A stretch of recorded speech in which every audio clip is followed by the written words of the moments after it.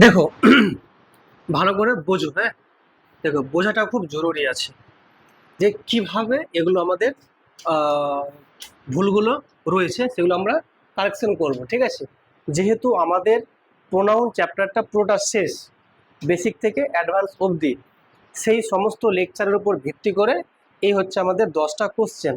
যে ক্লাসগুলো ভালো করে দেখেছো তার সবগুলোই ঠিক যাবে, যে ক্লাসগুলো দেখোনি তার একটাও ঠিক যাবে। ঠিক আছে, জাস্ট খালি দেখলেই হয়ে যেত। যাই হোক, তোমরা একটু ট্রাই করো, একটু স্টপ করে দেখে নাও তুমি কত পাচ্ছ, তারপর দেখো আমরা এবার সলভ করছি। দেখো, লেখা আছে হি বট দ্য বুকস। এর মানে হচ্ছে সে কিনেছিল বইগুলো, মানে সে বইগুলো কিনেছিল।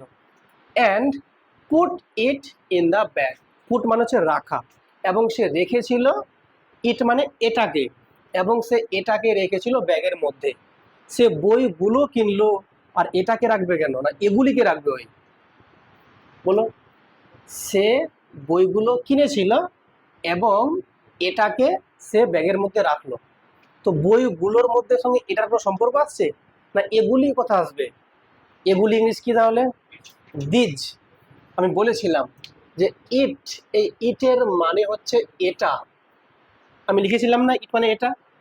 আর যে হচ্ছে দিস, এর মানে কিন্তু এটি বা এটা একই জিনিস। ঠিক আছে, কিন্তু যখন বলছি দিজ, THESE, দিজ, এর মানে হচ্ছে এগুলি। এই দিজের মানে কি? এগুলি। গল্প করলে হবে না, এদিকে বুঝো। এই দিজ মানে কি? এগুলি। তাহলে নিশ্চয়ই এই ইটটা ওটা কি হয় বলো? দিজ হয়ে যাবে।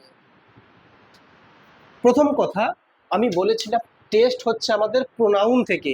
তাহলে এখানে কোথায় প্রোনাউন আছে? একমাত্র প্রোনাউন হি আছে, আর এখানে ইট ছিল। তো হিয়ে তো কোনো ভুল দেখতেই পাচ্ছি না, তাহলে ভুলটা নিশ্চয়ই ইটেই ছিল। তাহলে একটু বুদ্ধি যদি খাটাতাম, সহজে এটা ঠিক করা যেত। কি মোশারফ, বুঝতে পারলে না? আমি এগুলো কি লেখাই নেই যে ইট মানে এটা, দিস মানে এটি বা এটা, দিজ মানে এগুলি, আর দোজ মানে ওইগুলি। এসব আমি বলেছি না বলিনি? বলেছিলাম। কি তোমরা বাড়তে ক্লাসটা একবারও দেখোনি? কি আর বলবো, দুঃখের কথা। চলো যাই হোক, তো নাম্বার ওয়ানটা কারোর বুঝতে কোনো ডাউট কোথাও? ডাউট নেই। কি মনে হচ্ছে, খুব কঠিন ছিল না ইজি ছিল? অত্যন্ত ইজি ছিল, কিন্তু ভাবনি তো ব্যাপারটাকে। 2 নাম্বারটা আরো ইজি আছে। লেখা আছে he and myself alone will complete this work. Musharraf, তাকাও ভালো করে। He and myself alone will complete this work. সে এবং আমি একসাথে এই কাজটা আমরা সমাপ্ত করব। তাই সেক্ষেত্রে এটা তো সাবজেক্ট আছে নিশ্চয়ই, দুটো মিলে সাবজেক্ট। তো সাবজেক্টের জায়গায় কখনো সেলফ বসানো যাবে? আমি কি বলেছিলাম যে সাবজেক্টিভ কেসে কখনো মাইসেলফ লেখা যাবে না, ইয়োর সেলফ লেখা যাবে না। তার মাইসটা কি হয় বলো? এটা আই হয়ে যাবে, বলিনি? এখন মনে পড়ছে, টেস্ট পার হয়ে যাওয়ার পরে। তাহলে কি হবে এটা বলো? এটা মাই সেলফটা হয়ে যাবে আই। তাহলে বাক্যটা হয়ে যাবে হি and I alone will complete this work. এবার তোমরা বলো, হি আগে না আই আগে বসবে? রুলটা কি আগে বলো? এটা মানে পজিটিভ কথা না নেগেটিভ কথা? কমপ্লিট দ্য ওয়ার্ক মানে কাজটা সমাপ্ত করবে, একটা পজিটিভ ভাইব দিচ্ছে। তো যখন পজিটিভ ভাইব দেবে, তাহলে সেক্ষেত্রে রুল কি ছিল? 2, 3, 1। আর যখন নেগেটিভ ভাইব দেবে তখন কি রুল? 1, 2, 3। 2 মানে কি সেকেন্ড পার্সন, 3 মানে থার্ড পার্সন, আই মানে ফার্স্ট পার্সন, 1 মানে first person, first second third. তো এটা হচ্ছে কি গুড ওয়ার্ক, এটা কি ব্যাড ওয়ার্ক। তা তোমরা আমাকে একটুখানি বলো যে সে এবং আমি মানে এটা তাহলে কত নাম্বার? এটা বলো, এটা হচ্ছে 3 নাম্বার, এটা কত? 1 নাম্বার, তাই তো? আইটা ফার্স্ট পার্সন না, আর হিটা হচ্ছে কি থার্ড পার্সন, 3 নাম্বার। তাহলে সেক্ষেত্রে কমপ্লিট দ্য ওয়ার্ক একটা ভালো কাজ, তাহলে অবশ্যই গুড ওয়ার্ক। তাহলে দেখো 3 আছে আর 1 আছে, তো 3 আগে 1 পরে, 3 আগে 1 পরে, তাহলে বাক্য ঠিক আছে। হিটা আগে আইটা পরেই থাকবে। এটা বাক্য যদি কেউ লিখতো I and he alone will complete this task, তখন আমার বলছিল আবার। বুঝলে কি বুঝলে না ব্যাপারটা? যাচ্ছে না বোঝা মনে হয়? এগুলো কি একটাও আলোচনার বাইরে আছে? একটাও আলোচনার বাইরে নাই। চলো নাম্বার 3 দেখো। নাম্বার 3 কি লেখা আছে? You, I and he should take examination seriously. বলছে তোমার, আমার এবং তার সকলের উচিত হবে পরীক্ষাটাকে সিরিয়াসলি দেওয়া, যা তোমরা আজকে করলে না। তাহলে পরীক্ষা যদি সিরিয়াসলি দিতে হয়, এটা গুড ওয়ার্ক না ব্যাড ওয়ার্ক? Good work. তাহলে ফর্মুলা কি আছে আমাদের? 2-3-1। বলে হ্যাঁ, 2 কোনটা? এটা হচ্ছে 2। 3 কোনটা? এটা 3। এটা হচ্ছে 1। আর এখানে যে ক্রমটা লেখা আছে 2-1-3 লেখা আছে, আর লিখতে হবে কি 2-3-1। তার ঠিক না ভুল আছে? ভুল আছে। মনে পড়ছে? তাহলে সঠিকটা কি হবে বলো তাহলে? তাহলে হয়ে যাবে you, he and I should take examination seriously. তাহলে আনসারটা হয়ে যাবে ইউ, হি অ্যান্ড আই, বাকিটা সেম থাকবে, শুড টেক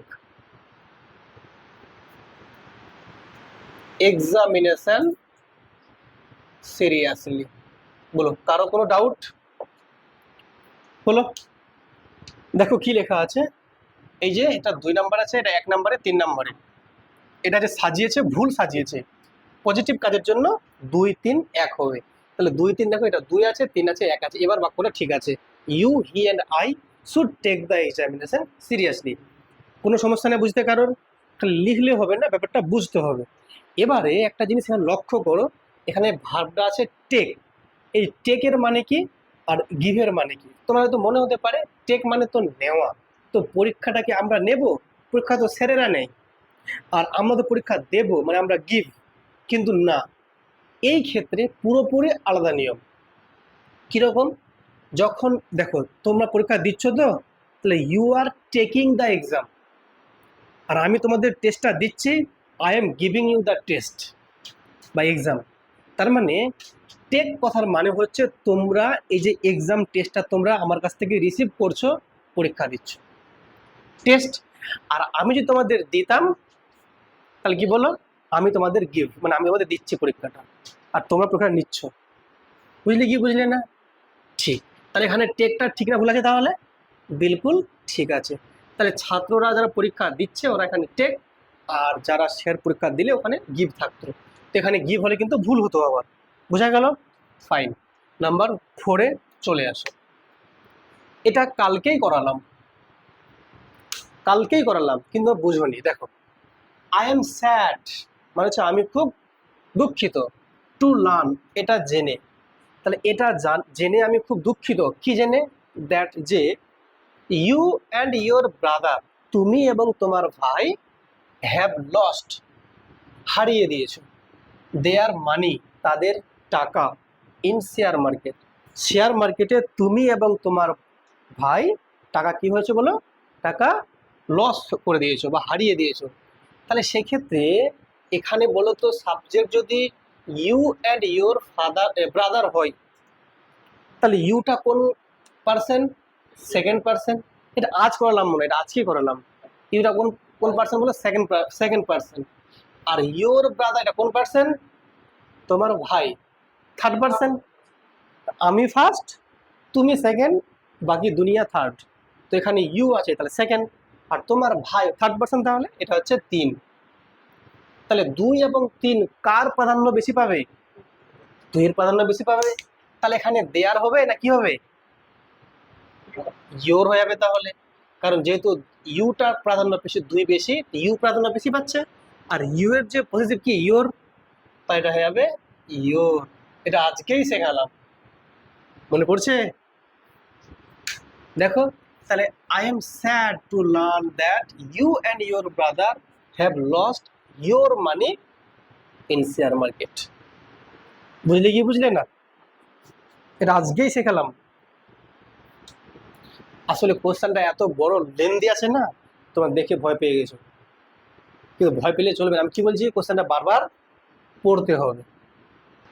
খাটতে যখন হচ্ছে, জেনুইনলি যখন আসছো, অফলাইনে আসছো, মানে কি এটা অনেক বড় কাজ। আর দ্বিতীয় কথা হচ্ছে অনেক দূর থেকে আসছো, এটা আরো অনেক বড় একটা গুণ। তা দুটো কিন্তু ভালো গুণ পেলাম। এক হচ্ছে তোমরা অফলাইনে পড়ছো, আর 2 হচ্ছে তোমরা অনেক দূর থেকে আসছো। যখন আসছোই, তাহলে সেক্ষেত্রে প্রত্যেকটা ক্লাস একদম ভালো করে রেডি করে নাও। আজকের ক্লাসটা আজকেই বাড়ি গিয়ে একদম পুরো একদম ধুয়ে মুছে একদম খেয়ে নাও, একদম পুরো হজম করে দাও। নেক্সট টাইম জবির টেস্ট নেব, একদম মনে হবে এগুলো তো সিম্পল ব্যাপার, একদম ভেরি ইজি মনে হবে। ঠিক আছে, তাহলে তোমাদের আগামী যে টেস্ট হবে, নাউন আর প্রোনাউন মিলে টেস্ট হবে। তাহলে তোমরা আজ থেকেই শুরু করে দাও বাড়তে পড়াশোনা। নাউনের ক্লাস আছে মোটামুটি 8খানা আছে কি 10খানা আছে, আর প্রোনাউন থেকে আছে মোট প্রায় 10খানা, যে মোট 20টা ক্লাস হয়তো হতে পারে টোটাল। সবগুলো ক্লাস ভালো করে আজ থেকেই শুরু করে দাও। 20টা ক্লাস 10 দিন হতে দেখতে টাইম লাগে ম্যাক্সিমাম। যদি একদিন ক্লাস দুটো করে দেখো তো 10 দিনে ক্লাস কিন্তু 20টা দেখা কমপ্লিট হয়ে যাবে। আর এই নাউন থেকে আর প্রোনাউন থেকে একসঙ্গে যখন টেস্টটা নেব, তো সেখানে কোশ্চেন কিন্তু এলোমেলো থাকবে, নাউন আর প্রোনাউন মিলেমিশে থাকবে। ঠিক আছে, এইভাবে করে আমরা যখন অ্যাডজেক্টিভ পড়াবো, তখন নাউন প্রোনাউন অ্যাডজেক্টিভ মিলে কোশ্চেন থাকবে পরের টেস্টে। যখন ভার্ব পড়াবো, নাউন প্রোনাউন ভার্ব অ্যাডজেক্টিভ একসঙ্গে থাকবে, তখন ব্যাপারটা আরও কিন্তু সুন্দর হয়ে উঠবে, তাই তো? তার জন্য কি করতে হবে, এখনই আমরা অল্প জায়গায় আছি, তো এইটা ভালো করে রপ্ত করে নাও। ঠিক আছে, একটা দিন দেখবে তুমি খুব খুশি হবে যে এতগুলো জিনিস তুমি জানতে পেরে গেছো, বুঝতে পেরেছো। আর কেউ টেস্টে মিস দেবে না, যে টেস্ট আছে নাম্বার খারাপ পাবো, যাবো না, দরকার নেই। তুমি অবশ্যই আসবে, নাম্বার খারাপ পেয়েছো পাও, কোনো ব্যাপার নেই। তুমি শুধু এটা বোঝো আমি কি শিখতে পারছি, টেস্টটা দেওয়ার পরেও তো শিখতে পারছি না, এটা নিজেকে মানে বোঝাও। আর ক্লাসগুলো আজ থেকে শুরু করে দাও, একদম রেগে মেগে পড়তে বসো। ঠিক আছে, ঠিক আছে, ফাইন। তাহলে নাম্বার 4 কোনো সমস্যা বুঝতে কারো কোথাও? হ্যাঁ, একটু যদি ভালো করে লক্ষ্য করো যে ইউ অ্যান্ড ইউর ব্রাদার, এখানে এটা এটা হচ্ছে সেকেন্ড পার্সন, এটা থার্ড পার্সন, সেকেন্ড এবং থার্ড দুটোই আছে। আর এখানে দেয়ার লেখা আছে পজিটিভ কেসটা, তাহলে সেক্ষেত্রে এখানে 2 এবং 3 মধ্যে কার প্রাধান্য বেশি? যে আগে দিকে বা 2 নাম্বার। যদি 1 2 থাকতো তো কার প্রাধান্য বেশি পেত? 1 1 2 থাকলে 1-এর প্রাধান্য বেশি, 2 3 থাকলে 2-এর প্রাধান্য বেশি, 1 3 থাকলে 1-এর প্রাধান্য বেশি, মানে যে আগে থাকছে তার প্রাধান্য বেশি, মানে সবার আগে আমি, তারপরে তুমি, তারপর বাকি দুনিয়া। তো আমি আছি আর তুমি আছি, তো আমার প্রাধান্য বেশি। তাহলে you and I are doing our work. বুঝছো কি বুঝছো না? তো এইরকম ব্যাপারটা। তো যাই হোক, তো আশা করি তোমাদের কোনো সমস্যা নেই এটা বুঝতে। নাম্বার 5 দেখো কি লেখা আছে, দেখো এটা কিন্তু এর আগের দিনের ক্লাসে বলেছিলাম, সম্ভবত রুল নাম্বার কত 4 কি 5 না কত মনে নেই, দেখে নেবে। যে ওটাই প্রথমে শেখাচ্ছিলাম, বোথ দিয়ে যখন বাক্য শুরু হয়, আমি বলেছিলাম বোথের ব্যবহার ভালো করে লিখে দিয়েছিলাম, আপনিও কাছে ছিলেন মনে, কিন্তু মনে পড়ছে না এই মুহূর্তে। হ্যাঁ, তো কি বলেছিলাম, যে যখন বোথ দিয়ে সেন্টেন্স শুরু হবে, তো ওই বোথের জন্য আমরা নেগেটিভকে অ্যাভয়েড করব, প্রথম কথা বলেছিলাম। এখানে কোথাও নেগেটিভ নাই, ঠিকঠাক আছে, সমস্যা নাই। নাম্বার 2 কি বলেছিলাম, যে বোথ যখন থাকবে অ্যাজ ওয়েল এজ লিখতে পারবো না, মনে পড়ছে কি পড়ছে না? তা কি লিখবো? অ্যান্ড এ লিখবো। তাহলে এই অ্যাজ ওয়েল এজটা তুলে আমরা লিখবো অ্যান্ড। তাহলে কি হলো বাক্যটা, both he and I are going to Delhi tomorrow. এখানে আরই বসবে কেন? হি অ্যান্ড আই দুটোরই প্রাধান্য সমান আছে, এন্ড দিয়ে আছে না। মনে রাখবে তোমরা, যদি অ্যাজ ওয়েল এজ থাকতো সেক্ষেত্রে এর গুরুত্ব পেত, এর গুরুত্ব পেত না যদি অ্যাজ ওয়েল এজটা থাকতো। কিন্তু সামনে বোথ আছে না, এ তো বসাতেই পারবো না, কারণ বোথের রুলে বলেছিলাম ও অ্যাজ ওয়েল অ্যাজ আর নটকে নেবে না, তাহলে কাকে নেবে? এন্ডকে নেবে। তাহলে both he and I are going to Delhi tomorrow. এবার তোমরা বলো একটুখানি আমাকে, এই ক্রমটা ঠিক না ভুল আছে? আগে 3 আছে তারপর 1, ক্রম ঠিক না ভুল আছে? এই যে দেখো, এটা গুড ওয়ার্ক নিশ্চয়ই, দিল্লি যাচ্ছে, খারাপ তো কোনো কাজ নয়, ও তো আর চুরি করতে যাচ্ছে না। তাহলে এখানে দেখো 3 আর 1, তাহলে রুল ঠিকই আছে। তাহলে তাহলে এবার বাক্য ঠিক আছে, ফাইন, ভেরি গুড। নাম্বার 6-এ আসো, which we saw surprised all and one present at the function। এই ফাংশনে যারা প্রেজেন্ট ছিল, অল এন্ড ওয়ান মানে সবাই, তাদেরকে কি করেছিল, যেটা আমরা দেখলাম অবাক করে দিয়েছিল। তাহলে সেক্ষেত্রে এই যে হুইচ আর হোয়াটের ব্যবহার বলেছিলাম, মনে পড়ছে কি পড়ছে না? হুইচ আর হোয়াট, যদি ওখানে অ্যান্টিসিডেন্ট থাকতো তো হুইচ ব্যবহার করতাম, আর যদি অ্যান্টিসিডেন্ট না থাকতো তাহলে কি করতাম বলো? হোয়াট ব্যবহার করতাম। মনে পড়ছে কি পড়ছে না? এটা গতকালের ক্লাসে বলেছিলাম, এটা যে হুইচ মানে কি যেটি, আর হোয়াট মানে যা। যা আমরা দেখলাম তা আমাদেরকে অবাক করে দিল। তাহলে এখানে কি হয় বলো, হোয়াট বসবে, হোয়াট উই স। বলো তো হোয়াটের আগে কোনো কি আছে অ্যান্টিসিডেন্ট? নেই। তাহলে হুইচ কেন বসবে? অবশ্যই হোয়াট বসবে। হোয়াট উই স, আমরা যেটা দেখলাম। তাহলে এখানে কি বলতো, এইটা সবটা মিলে কি এখানে সাবজেক্ট। আর এটা কি একটা বলেছিলাম বলো, এটা একটা ক্লজ। এটা কি একটা ক্লজ। এখানে হুইচটা হবে না, এটা হয়ে যাবে হোয়াট। কেন দেখো, এটা সাবজেক্ট, এটা ভার্ব, আর এটা একটা, বুঝতে পারছো, প্রোনাউন ইউজ করেছি। তাহলে এই সবটা মিলে কি হয়ে গেলো, এটা এখন নাউন ক্লজ। Noun clause. তাহলে যেটা আমরা দেখলাম অবাক করে দিল আমাদের সকলকে। যেটা আমরা দেখলাম সেটা কি করলো, আমাদের সকলকে অবাক করে দিল। What we saw surprised all and one present at the function. তো তোমরা আশা করি বুঝতে পারছো হোয়াটটা এখানে কেন বসলো। বুঝলে? যদি এমনি থাকতো দা সিন, এটা যদি এরকম থাকতো, বুঝো ভালো করে, লেখা আছে মনে করো দা সিন মানে দৃশ্যটা, which we saw surprised all. এবার বাক্য ঠিক না ভুল ছিল? এবার ঠিক ছিল। আবার বলছে দৃশ্যটা যেটি আমরা দেখলাম সবাইকে অবাক করে দিল, তখন আবার ঠিক ছিল। আবার কিন্তু সামনে তো কোনো অ্যান্টিসিডেন্ট নেই, তাহলে এখানে কিন্তু হুইচটা না হয়ে হোয়াট হয়ে যাবে। কি এলো ক্লাসে বলিনি আমি এর আগের দিন? তাহলে এখানে হোয়াট ছিল। এটা আশা করি ক্লিয়ার। ঠিক আছে, এটা কিন্তু আমাদের ক্লিয়ার। নাম্বার 7-এ আসো। এটা একদম ইজি আছে একেবারে। এটা যে একটু মন দিয়ে শুনেছিল আগের ক্লাসে তার ঠিক যাবেই যাবে। কি বলেছিলাম, এই যে দুটো কমার মধ্যে আরেকটা সেন্টেন্স দিয়ে দিয়েছে। বলেছিলাম দুটো কমার মধ্যে যখন একটা সেন্টেন্স থাকবে এর পার্সেন্টেজ কত, 0%। এর কোনো গুরুত্বই নেই। তাহলে অ্যাকচুয়ালি যে সেন্টেন্সটা কি ছিল, she is the woman who you can always rely upon. You can always rely upon মানে হচ্ছে তুমি সবসময় ওর উপর নির্ভর করতে পারো, তাই তো? তাই এখানে হু কেন হবে, হুম মানে যাকে বা যার উপর, যাকে বা যার উপর তুমি সবসময় নির্ভর করতে পারো। তাহলে এখানে হু হবে না, এটা কি হবে বলো, হুম। এটাও কিন্তু আমি ক্লাসে বলেছিলাম এর আগের দিন। তাহলে she is the woman whom you can always rely upon. এর হোম মানে যার উপর তুমি সহজেই সবসময় নির্ভর করতে পারো। কি মনে পড়ছে? নাম্বার 8-এ ফিরে আসো।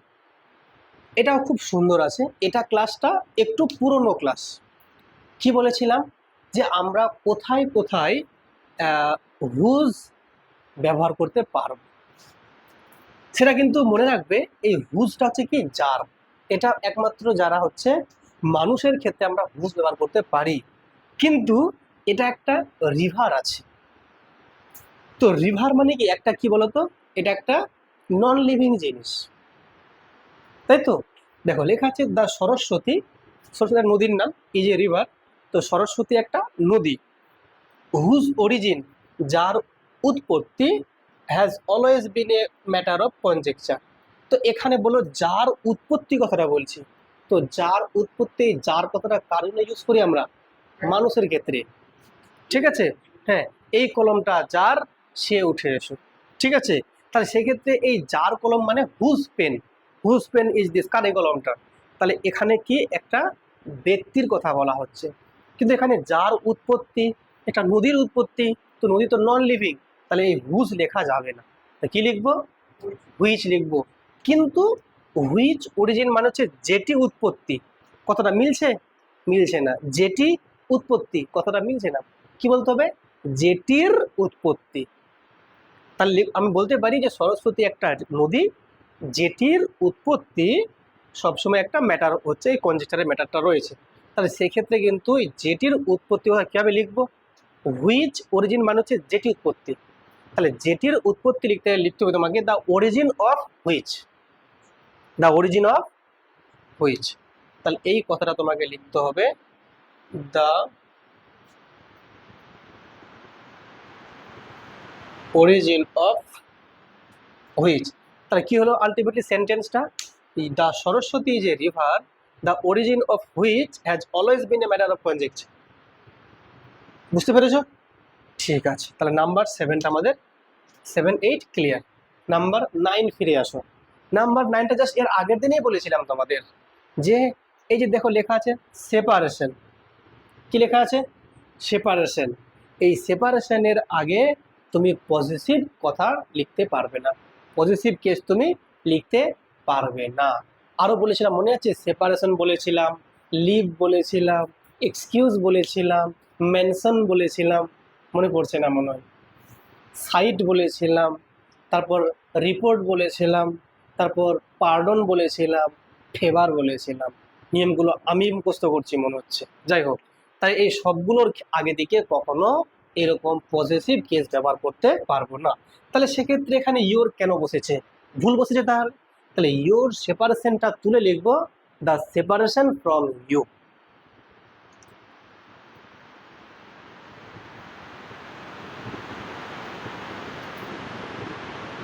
ফ্রম ইউ বা অফ ইউ দুটোই লেখা যায়। তাহলে ইয়োর সেপারেশনটা তুলে লিখবো separation from you is painful to me. Clear না? ক্লিয়ার না? ঠিক আছে, তাহলে 9 নাম্বারটা ক্লিয়ার। এটা সকলের করা উচিত ছিল, এটা গতকালই পড়েছিলাম। নাম্বার 10 ফিরে আসুন।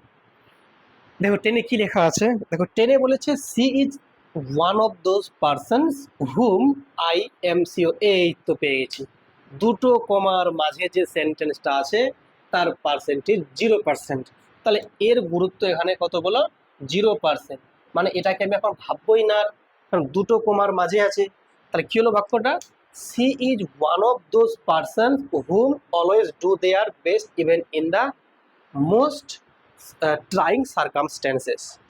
তাহলে দেখো মানেটা বোঝো, she is one of those person, সে হচ্ছে সেই সমস্ত ব্যক্তিদের মধ্যে একজন।